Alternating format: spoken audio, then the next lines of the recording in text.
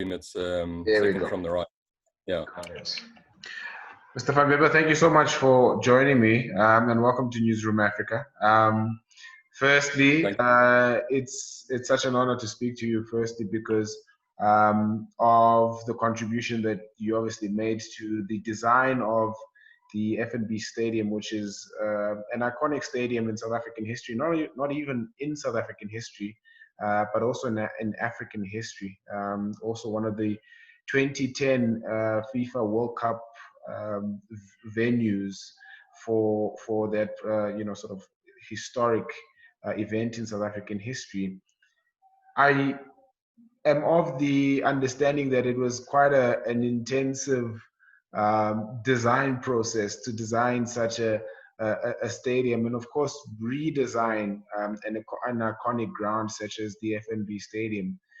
How important and how much of an extensive process was it to design such a stadium? Well, it took a couple of years, naturally, but the initial concept for the initial bid was a very simple one with the stadium, put a small roof on it, and do minor changes.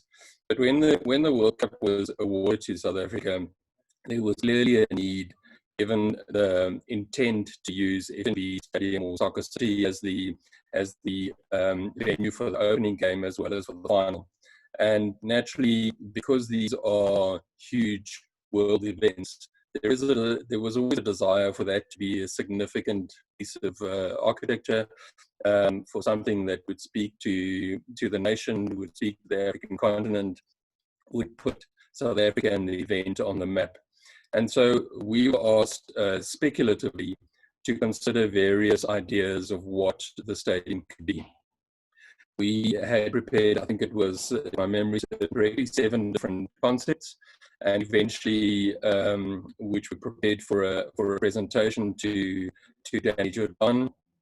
That meeting didn't happen. Then we suddenly got a phone call to say, please meet Danny Jordan in the hotel lobby in Stanton. And go and present. So I rushed off there. I had 20 minutes to get in. Actually, I waited for the half an hour before he was available. Presented the design to, and he immediately put his finger on an idea that represented a calabash, for an African pot. And his very simple explanation was that is an object that people will instantly recognize and instantly take ownership of. And that was the end of the discussion, and I turned around and said to my colleagues, okay, now what do we do? Because that was in about March 2006. We weren't officially appointed. We had been working speculatively on risk, and we said, well, I think the right thing to do is to take that idea and let's go and explore it even further. And we then prepared for a next round presentation, which was in June of 2006, because there was a need to take some sort of iconic piece of literature with that described the stadium to the 2006 World Cup in Germany. And so we prepared that, and at the time we were in London having some workshops with some colleagues, and we also went to go and look at the Wembley Stadium and the Emirates Stadium while we were there. When the World Cup finished, we carried on working, and in about October of the year, we got an instruction to go out to tender. So that design had kind of settled down a little bit conceptually, and I say conceptually, because we still didn't have any tenure. We were still not sure whether the city was going to buy the design from us, but we went out to tender, and the next thing we found ourselves handing over to Grunic LTA with their Dutch partners, Interbaton and Baum, in February, and so we carried on. And I think 6 months later, we eventually got an appointment. So there was a design process through 2006. There was definitely through 2007. There was a detailed design process as we were building, and that's where the real pressure came, is because the guys were building, they were making big moves, and we needed to make the big moves. The stadium has very big moves in terms of the roof, in terms of the seating bowl, making sure that all your view lines work. So a lot of detailed design during 2007, and more detail for the interior spaces and seat specifications and what have you through 2008. But it took a while.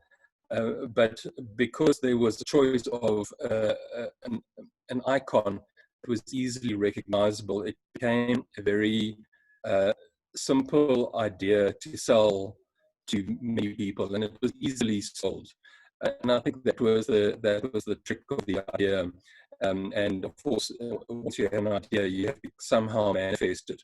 Because it's not just an idea, you've got to make it, you have to build it, you have to realize it, you have to find a way to realize it, and obviously you have to find an economical way to realize it. So a lot of pressure, but we had an amazing time doing it, designing and documenting, working on site, working with the contractor, working with the engineers. We had a fantastic engineer locally, structural engineer, Hans Kuren from Fordham Consulting at the time, that was the Nadian Associate. We had a fantastic roof engineer, Schlagberger from Stuttgart in Germany. And so, you know, one surrounds oneself with the people that make your life easier, that make that process easier, that are part of the solution. Sorry, I'm rambling. That are part of the solution, that help you come with the right answers, with the right economical answers. So we had an unbelievably good time. It was tough, but it was good. I mean, you speak about the roller coaster ride of designing such an iconic stadium, and something that would resonate with the millions of people that are in South Africa, and of course across the continent.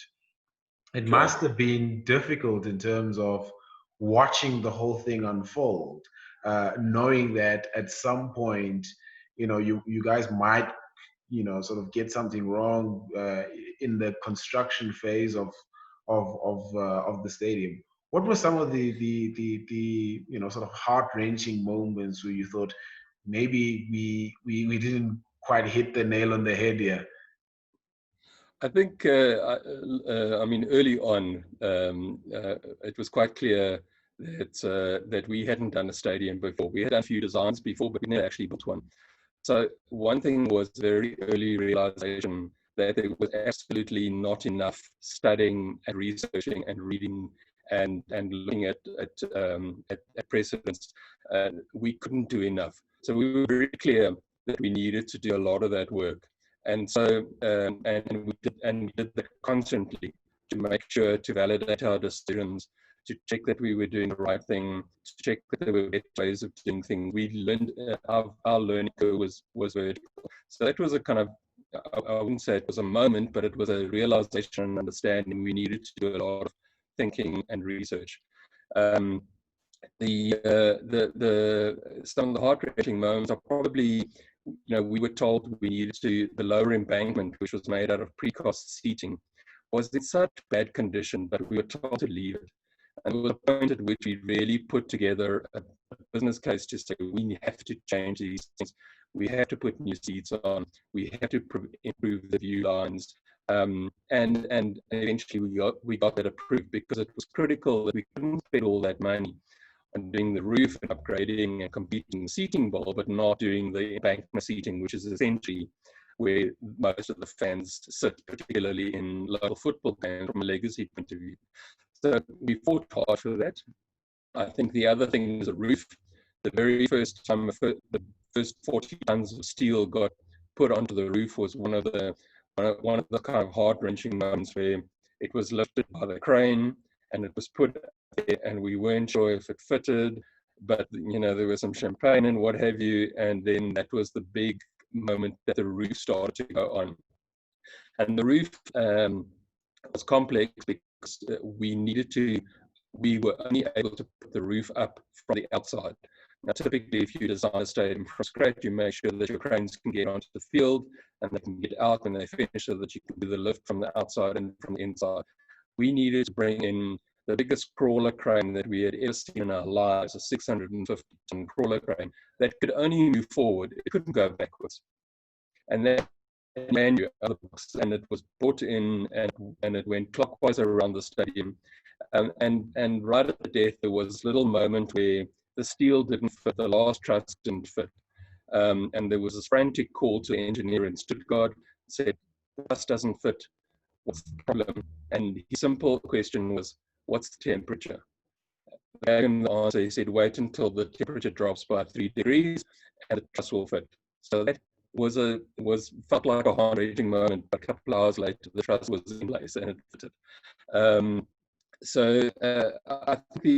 I suppose the other thing was we were, from a design point of view, we were quite cognizant that it needed to represent Africa, that it needed to have a kind of broader reach in terms of its meaning.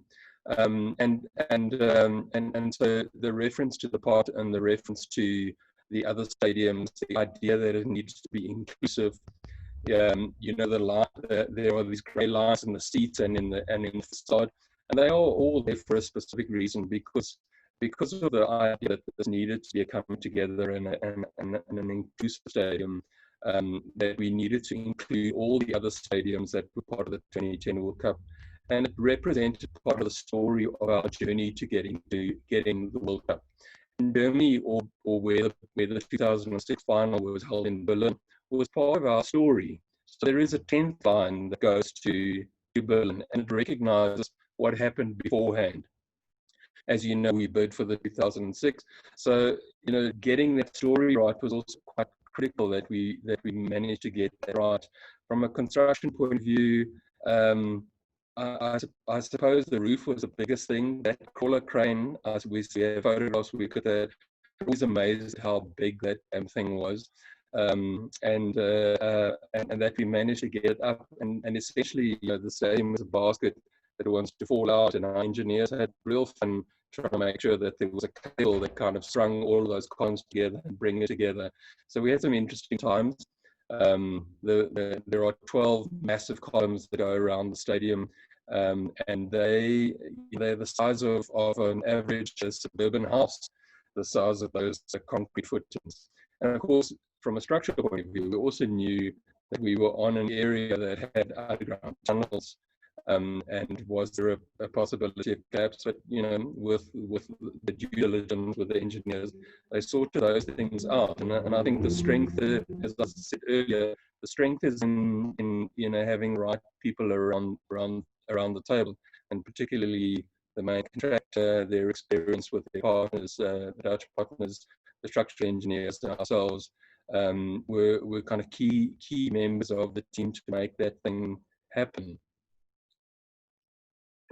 I mean, Mr. Van Bebber, for me personally, you know, being working in the sports media, you go to various stadiums around the country and, of course, around the continent, and eventually around the world. But for me personally, when I walk into FNB Stadium every time, whether it's a Chiefs game or a Bafana game or a concert or whatever is being hosted at the FNB Stadium, I always get this, you know, nostalgic feeling of seeing Sphiwe Tshabalala scoring that very first goal in that World Cup. Was that like a watershed moment for you guys? Also, a moment where you thought, geez, we've really achieved something, and we can see it, and it's very much tangible, not only in the structure that is being put up, but also in the millions of and the thousands of smiles on the South African faces when Sphiwe Tshabalala scored that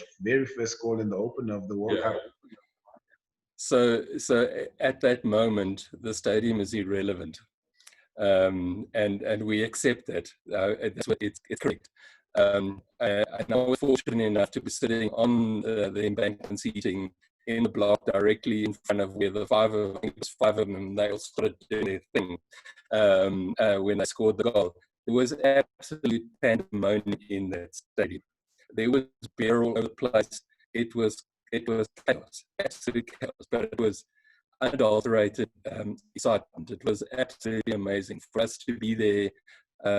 Myself, my colleague, my partner at the time, who's now my wife. So it was an unbelievable time. That the chance of having South Africa score the first goal in that stadium was fantastic. But let's not forget that there was also a game before that, and that was Wits against Amazulu, which I was also at. And as an ex-Wits graduate and a Wits alumni, I'm proud to say Wits won that game, and they won the so that was kind of two great opportunities. At the Wits game, it was for me an amazing experience to wander around that stadium and to go and see these old football fans that had been coming to that stadium for years, and to sit and chat to a few guys. They were just so tough that they could be back at that stadium, that it was awesome. Football had come home again. Great times. I mean, Mr. van Bebber, we spoke about the construction phase and the design phase of the stadium. I mean, for it to fit 94,700 and odd people, that's a massive stadium. Probably, I think it's the biggest in Africa. The challenge of designing such a massive stadium comes with a lot of complications, and you've obviously taken me through some of those. But was there a mandate to design something that would fit thousands of people, close to 100,000? The only mandate that we got, and that was the interesting thing, is we didn't get a brief. The mandate we got was it needed to fit 94,700. I have to be honest, and I will declare to you now, it doesn't seat 94,700, 87,758 or something like that. My memory fails me. But there was a promise somewhere at some point that there needed to be the capacity. The issue really with so many people is people arriving and people leaving, and how you do that safely. And we took a very cognizant decision that whilst it is common in many European stadiums to have stairs as your route in and your route out, we were very clear that was not an ideal solution for us. We wanted the route into your seat to be an entire experience, and climbing up and down a staircase is not for us an experience. So you will be familiar with the stadium, that there are these ramps that sit on the outside, there are these three-dimensional things that change shape, that follow the shape of the stadium, that actually become part of your arrival experience and definitely part of your exit experience. So, and that has to do with managing the crowds, making sure that within a certain time frame you empty the stadium. So from a safety point of view, that you get people out, that there weren't obstacles in your routes that could trip you up and create a problem, create a stampede, or create a safety issue. So certainly for us, the ramps was a very, very key decision in doing that. Certainly the VIPs and what have you have the private staircase and they lifts and things to get to the suite levels, but the general access fans with their flags and their vuvuzelas and their hard hats, God knows whatever else they're carrying with them, they need this unbelievable experience, and that was for us important. So we wanted to try and make that experience as long as possible until you get to the seat, and as you leave the stadium, that you feel like inside the stadium, and you go out onto the concourse. The concourse is something that surrounds the entire stadium. So managing the crowd and trying to improve that kind of dwell time and also the experience of the event was key. It's not just something you arrive at and leave. We wanted people to really spend time there before the game, spend time after the game, and the design, we think, facilitates that and improves that experience. What were some of the other key things that you guys had to sort of improve on for a venue of that magnitude to give the full-on experience of going to an event like a football match from the original structure that was there? Obviously there was an original structure that that needed to be massively improved on. So what were some of the other key features that you guys had to work extensively on to try and make better, not better from a structural point of view, but also from a fan experience point of view, so that fans can say, look, we really enjoyed our time at the FNB Stadium. It's a place where we can bring our families to, and we can sort of safely feel safe inside a structure of that magnitude. So certainly I've spoken about the concourse, the arrivals, the ramps, that all makes that kind of feeling amazing, that there are enough concession stands, the comfort of toilets and what have you, that so a sufficient number of concession stands that you aren't queuing too long, specifically at halftime. Certainly what we did is we re-engineered the view lines. The original view lines on the lower embankment were terrible. When we rebuilt it, we fixed those. That was a massive key thing that we brought it up to international standards. And even the view lines on the upper tier were quite key. And when you say, as you correctly say, there was an existing structure, but ultimately what we were left with was the moat, the field, which we redid. The moat, put a lid on it, and we used it to capture water. And then the existing structure on the western grandstand, and that's all been painted up dark grey. And we followed some of that geometry all the way around the stadium. So the view lines was critical, making sure that we had proper seats, that the seats were tip-up seats, that the aisles were wide enough, that we met all the kind of international standards, because all of that helps to make the place feel safe. It makes you feel safe, bring your family there. And of course, when you enter and when you leave, it's comfortable to do that. So we made sure all of those things were in place. Other issues, of course, is that we created new major change rooms, and because it was a FIFA event, we were quite clear that both change rooms were identical. Although it's now kind of Kaizer Chiefs home ground, but essentially the change rooms are identical. And typically, if you build in a stadium where you host a club, then you would make the one change room much better than the other. And we were quite clear from a kind of equality point of view, we just wanted both to be exactly the same. And of course, we did all the change rooms, we created environments for a whole kind of media experience and things like that. But while we were doing that, we were also very cognizant that, yes, we needed to meet the requirements of the tournament of FIFA, but we were quite clear that from a legacy point of view, we didn't want to go and spend unnecessary money on facilities that FIFA said they needed for the 4-week period. That we could, with a sober mind, say, yes, we need that from a legacy point of view. So we were quite cautious about how we spent.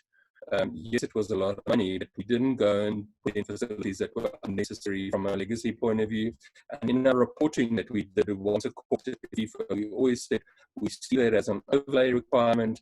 It'll become part of the overlay. If you want massive entertainment areas, you put up a temporary structure, you rent it in for 4 weeks, and that's it, because we don't need that from a legacy point of view. So that means that our cost per seat was also came down, and that was quite key. And whilst we had some existing structure, but effectively we rebuilt that stadium. Quite frankly, it would have been easier to build a new one. But I think the historical relevance of the stadium, the events that happened there, those are all acknowledged in the existing structure, and of course they acknowledged in the place itself. And so it was quite key for us to celebrate the existing structure. And hence, there is in many ways it's kind of part of our dark past. So we're painted up dark grey. It was a conscious decision, but we can always turn our head around and say, yes, that was part of the original stadium. We know that Oliver Tambo was buried from there. We know Nelson Mandela gave a speech there. Chris Hani was buried from there. And we won African Nations Cup in '95. That's a highlight. So, I mean, it was important that those things were celebrated, and I think they talk to they all become part of the ingrained story of what that stadium represents. You speak about the legacy of the FNB Stadium, and you rightly mentioned some of the key events that have taken place at the venue. But in the future, was there always a consideration of also trying to make it a venue that could be maintained rather cost effectively than spending billions on building a stadium that also required this is almost exact amount of money to try and maintain for a longer period of time. Yeah. Yeah. 10 years since the FIFA World Cup. Do you think that the maintenance of the stadium has been sort of satisfactory from an original design point of view? Would you still go back to the stadium and say, it looks like the first day that it was opened for the first ever event to be hosted in the brand new redesigned FNB stadium? Yeah, very good question, and I think it's important because the capital investment of City was in the region of 3.3 billion, and from this point of view, decisions you make as to how hard wearing it is and how fan friendly it is without making it look awful, still making it look comfortable, were key decisions, and so. My sense is, and I was there a couple of months ago because I happened to be at the Joburg Air Centre and drove around the stadium. I didn't go inside, but the outside the stadium looked fantastic. Yes, it has got 10 years of kind of mine dust on it, and so maybe a high pressure hose wouldn't go amiss. It's not in bad shape. I think it's in good shape. I think, but in truth, the stadium and the stadium immediate precinct, which is under the control of Stadium Management in South Africa, is very well looked after. I think the larger precinct is not well looked after. I think that is a disappointment. Those sidewalks and things are not well looked after. That is a pity because it makes your fan experience that much less. The stadium is in good condition from a maintenance point of view. You know that the roof is being looked at every year. The fabric on the roof is being looked at every year. It is being looked at, and that's part of the maintenance regime. And that's kind of, in many ways, the sort of biggest risk item on that particular stadium. The facade is in good shape. There are some expansion joints because it's such a large structure that need a little bit of maintenance, which is not uncommon. But I think overall, I think the Stadium Management South Africa has done a superb job in looking after that stadium. And they've been able to, to look after the maintenance costs, and they've been able to make a little bit of money for themselves and for the city by hosting all sorts of events. And I think, hats off to them. Maybe that means that we made some good decisions along the way that helped them with that. I would like to think so. But overall, I would think the answer is it's well looked after.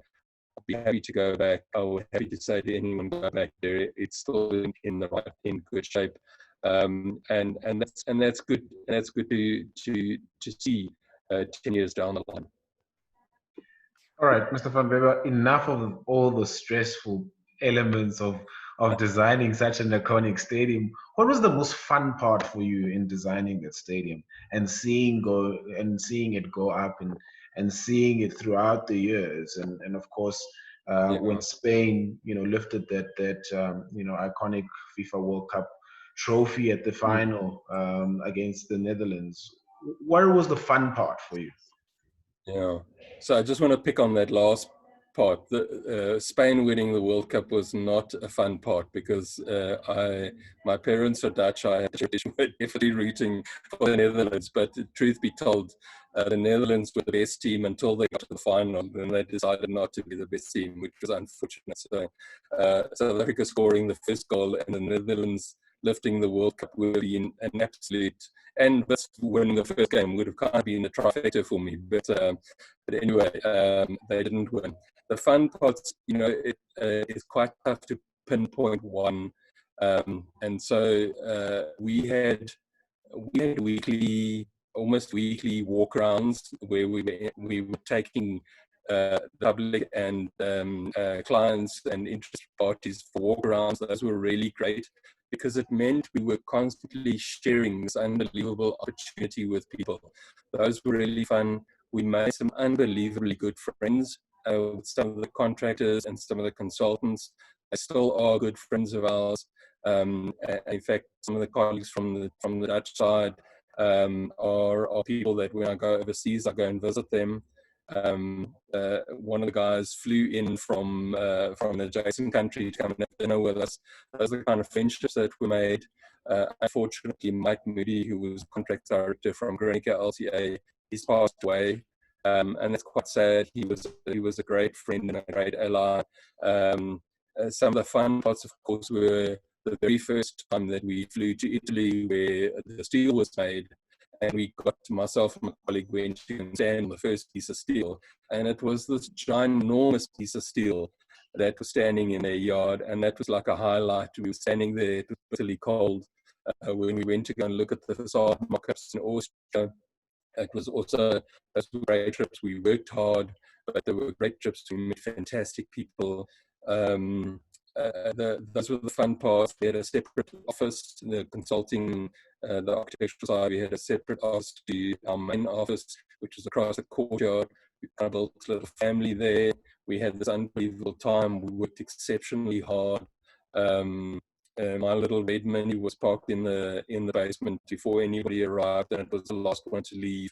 We worked really hard, but we had amazing times. So those were the fun parts, and of course, there's always these points which you go back to. We were there every weekend. Some of my colleagues were there all day, every day. But we went there during the construction process. We were there every week, and new things happen, and then your decisions are validated by what gets executed, and they feel even better than you imagined. And that's the rewarding part. When it was finished and there was a football game and you got to enjoy the fruits of your labor. So I suppose the fun part has to be that opening game. But more importantly for me, from a personal point of view, my very elderly parents, who bless them are still alive, were also there at the opening game. In the lottery system, they applied for one ticket and they got their ticket, and they came there with me, and they sat on the northern side. So they went there where the goal was scored. They were there with the Spanish goal was scored, unfortunately. But no, sorry, I'm confusing that. That was in the final. In the opening game, they were there. It was amazing to have them there. Hugely proud moment for us as a family. But as a practice as well, massively proud that we were able to be there. A lot of my colleagues were able to go to some games. I made sure that I was at every single game at Boogertman.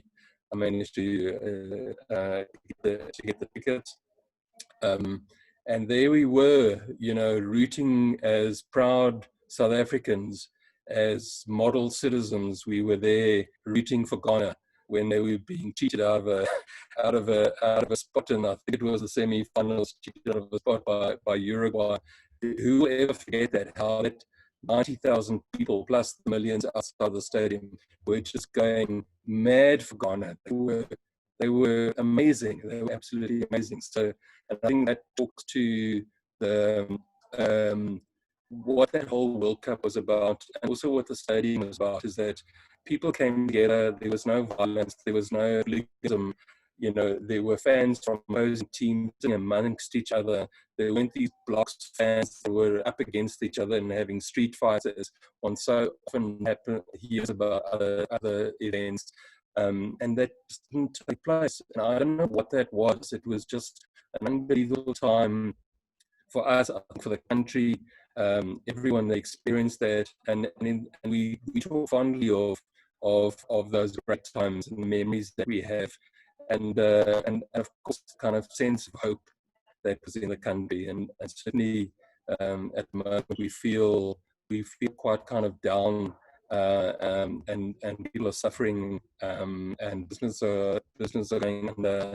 Our own business is struggling. All businesses are struggling. We're managing to keep the doors open, and so one needs to find that kind of sense of hope again, that there is opportunity, but I suppose the lesson there is how the country came together.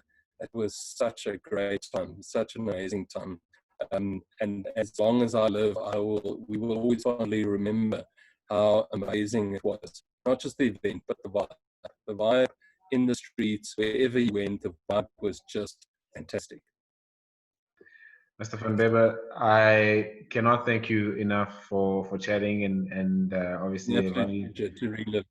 eventually, sort of, reminiscing on such a fantastic time in our South African history. A colleague of mine actually spoke to you yesterday, and he said you almost broke down just going back down memory With a lane. colleague of yours. Yes. No, I did. You know what? I'll be honest with you. I did break down. It was that emotional to kind of relive it.